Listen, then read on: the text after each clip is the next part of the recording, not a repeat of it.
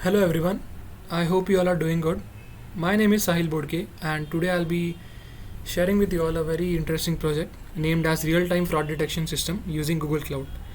This project helped me to learn a lot about Google Cloud platform and the tools and services it has to offer. It helped me expand my knowledge in it. So, without any further ado, let's start with our project. This project presents a fully integrated and a real-time fraud detection pipeline completely built using Google Cloud Platform. All the tools and services whichever I have used like PubSub, Dataflow, training of machine learning model in BigQuery ML, all that I'll be explaining you in the next slide, that is the Google Cloud diagram architecture. Here, as you can see, there is one process starting from here, that is new transaction, and one process starting from here. Both the processes happen at the same time, so I'll start from the top one. What happens here is new transactions.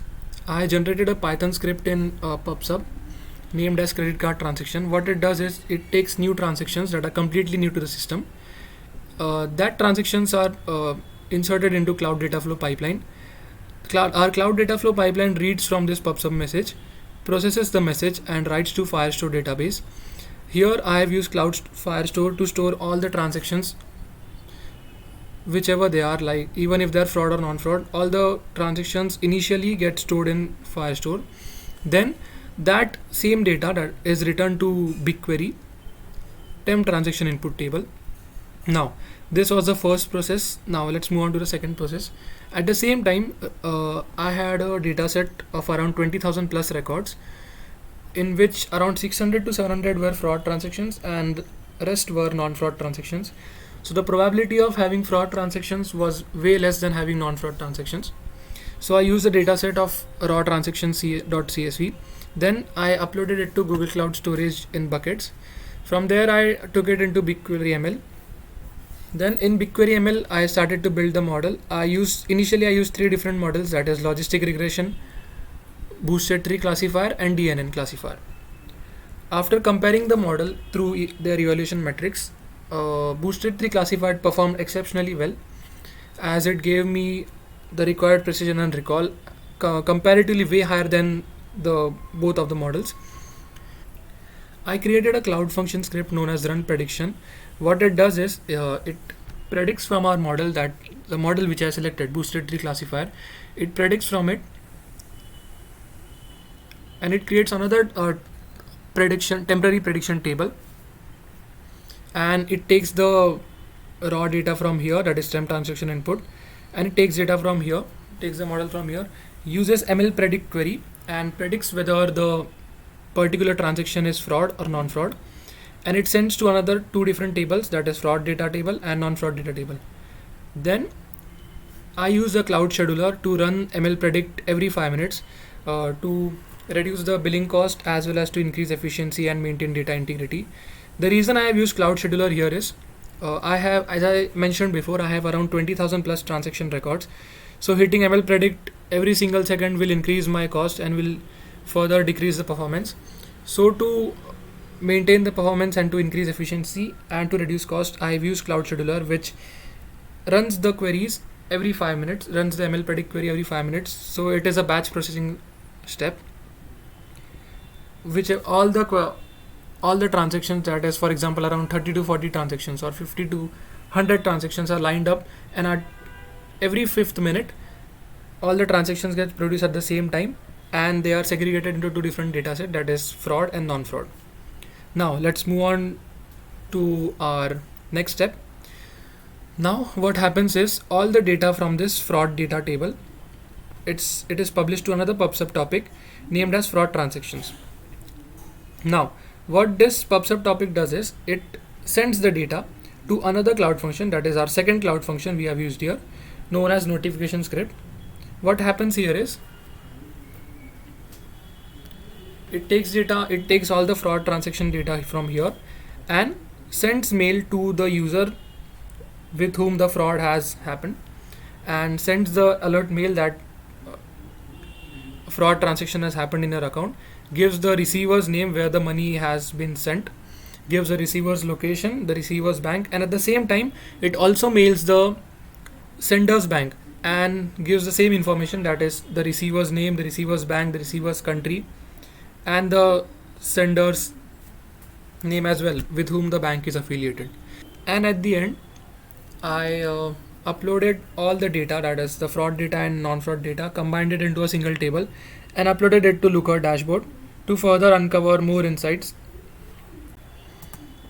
So these are the particular tools that I have used. Cloud Data Flow for streaming, Cloud PubSub for sending the messages, for publishing the messages and sending to the cloud functions, Google Cloud Run for creating two different functions, Google Firestore for storing all the transaction, Looker for dashboard, Secret Manager to store credentials from for Gmail SMTP server, and BigQuery for model building as well as storing all the different dataset.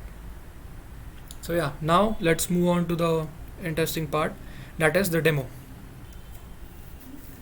As you can see, these are all the queries that I've used for training different models: Boosted 3, DNN, Logistic. Then these are all the models here: DNN, Logistic, Boosted. So the first Boosted model, Boosted 3 model, which I have trained, although it gave me a good precision, but the recall was very less. So what I did was, I increased the weights to handle class imbalance, and then I tuned the model. So this is the tuned model. Here you can see precision was slightly decreased, but the recall was almost 3 times increased. It was 25.25, now it has been increased to 0.98. And in this model I preferred recall over precision, because recall measures the ability of the model to identify actual fraud cases, that is how many real frauds were correctly flagged. We can afford having non-fraud cases flagged as fraud cases, but we cannot afford fraud cases flagged as non-fraud cases, because if there are non-fraud cases flagged as fraud cases, we can use business rules or human review to deal with the false positive. So for that reason, I prioritize recall more over precision.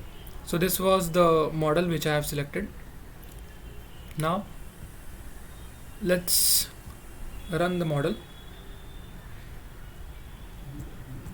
This is my data flow pipeline code, and for running I have used this particular code.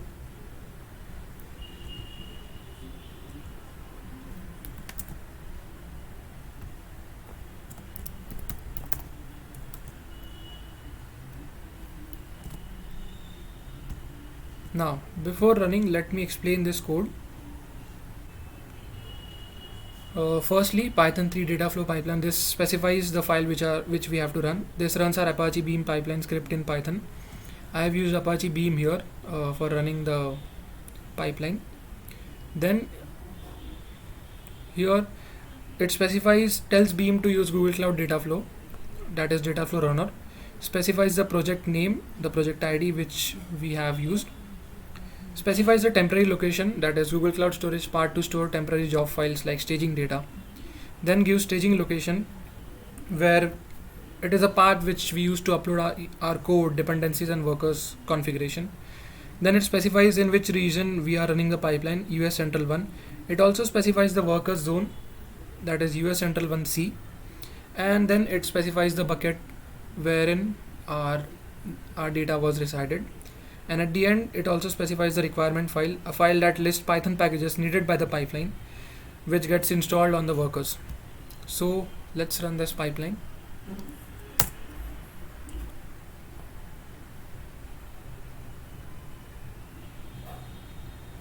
It takes around 1 or 2 minutes to start the pipeline.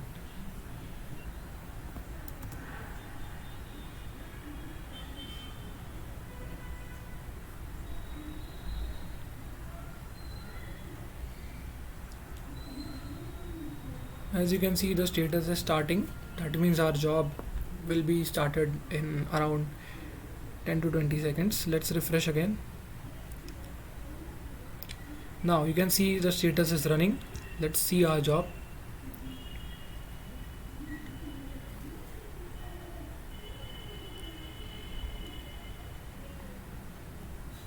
So this is the whole workers flow as I explained in the architecture diagram. Reads from PubSub, that is reads from the real-time transaction, reads from the PubSub message. I'll be running the PubSub transaction Python script as well. Then processes and store to Firestore and writes to BigQuery temporary table. Now let's run our second command, that is pubsub transaction. As you can see, it sends data in real time with the message ID mentioned.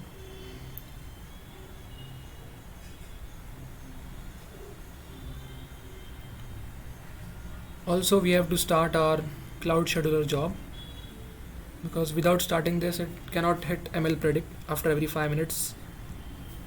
Here the frequency is mentioned, but after every 5 minutes the ML predict queries hit.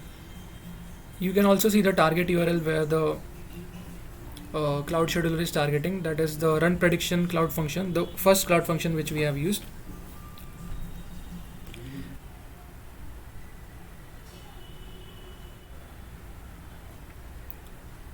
Okay, so now let's see the fraud and non-fraud data and fraud data. This is all my previous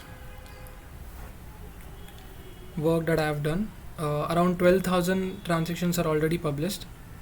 This is non-fraud data case. Now let's see the fraud case. Fraud number 368 frauds are already detected.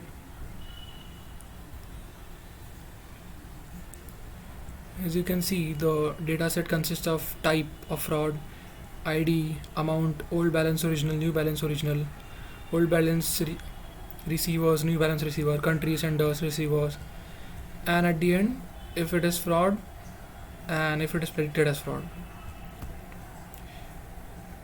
Pay close attention to the number. Right now it is 368 and here it is around 12,747.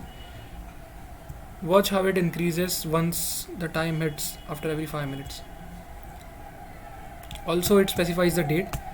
This was the see, we already got the data, 23rd of July 2025. 3 non-fraud cases are already detected. Also in fraud, let's see if we have got any fraud cases. Not right now. Let's refresh.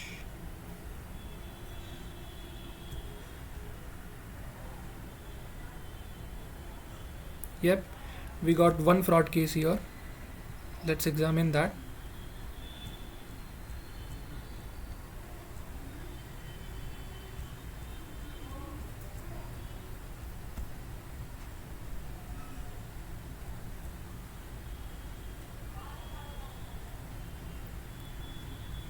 Let's look at the logs.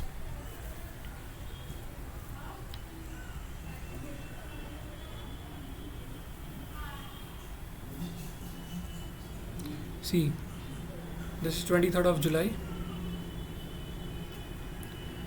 Our first cloud prediction has already started. And for second,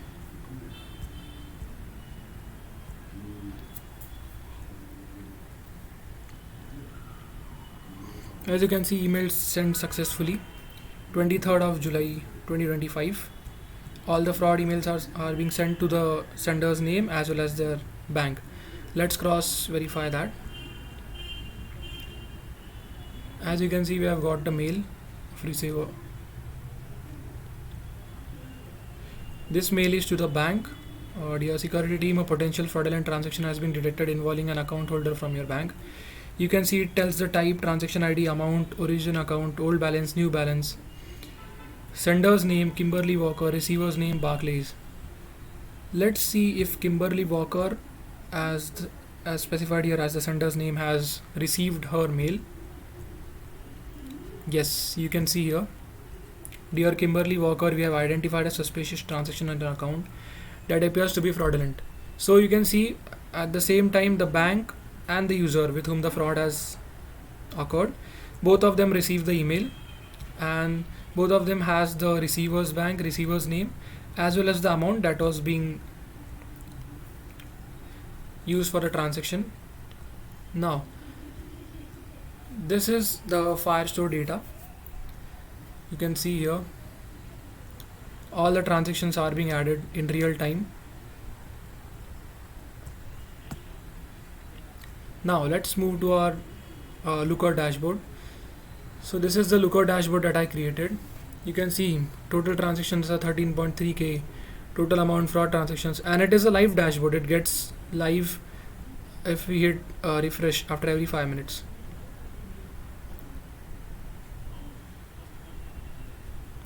Let's check if it has been refreshed. Yes, as you see, the previous number for fraud transaction was 528 and now it has increased by 3. That is 531 fraud transactions have been identified. Total fraud amount also increased. Fraud transaction percent.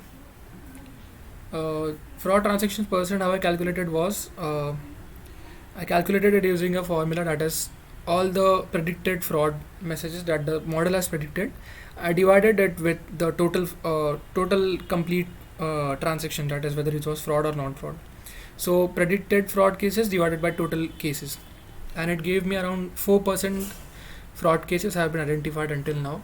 4% are the total fraud cases out of this 13,300 transactions, and 531 is the number. You can see the user's ID. You can filter out the country, like if you only want India's fraud cases, you can have that as well. Fraud cases happening in India, you can see here. Fraud transactions by year in India, 2020, where you can see 2024 had the highest amount of fraud cases. You can also see fraud transaction with respect to different banks. Location wise, as we selected India, we got India here.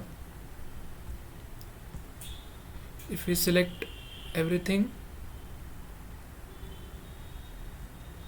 we have the total fraud cases happening around the globe. I also created another page in this dashboard to get more insights on the people who committed fraud. As you can see, repeated fraud receiver, there were around 48 people who had used the same name, but they had created around multiple fraud cases. As you can see, Rakesh Patel has a record count of 43. That is, he has committed 43 fraud cases. So that makes high risk rate.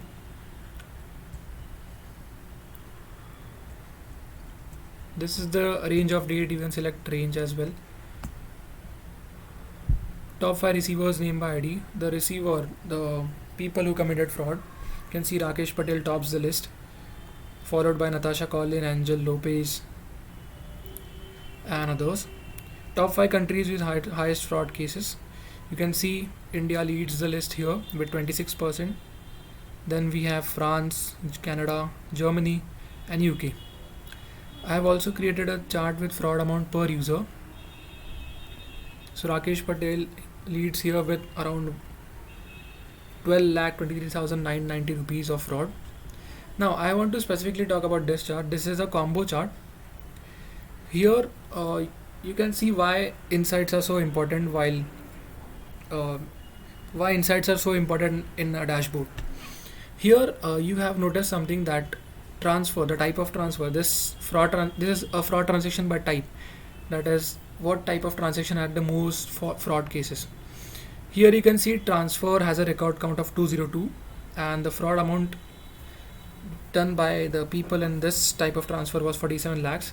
On the other hand, cash out has 180 people or 180 record count of people who had done fraud cases, and the amount consists to 45 lakhs.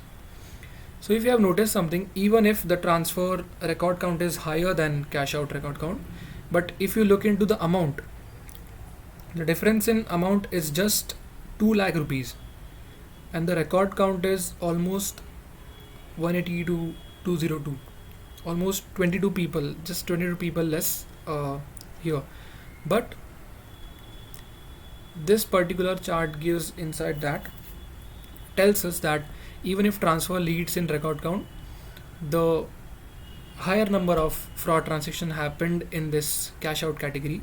As you can see, only 180 record count were required to raise the amount to 45 lakhs, as compared to here, that is 202 record count for the amount of 47 lakhs, and this is the least record here.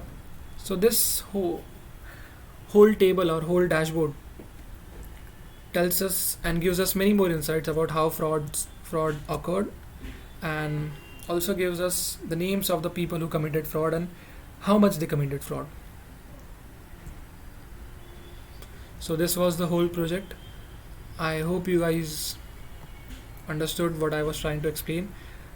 I'm also new to this, but I tried explaining to my best, and I hope that you understood some part of it. If you have any doubts regarding this project, please let me know in the comment section. Thank you, everyone.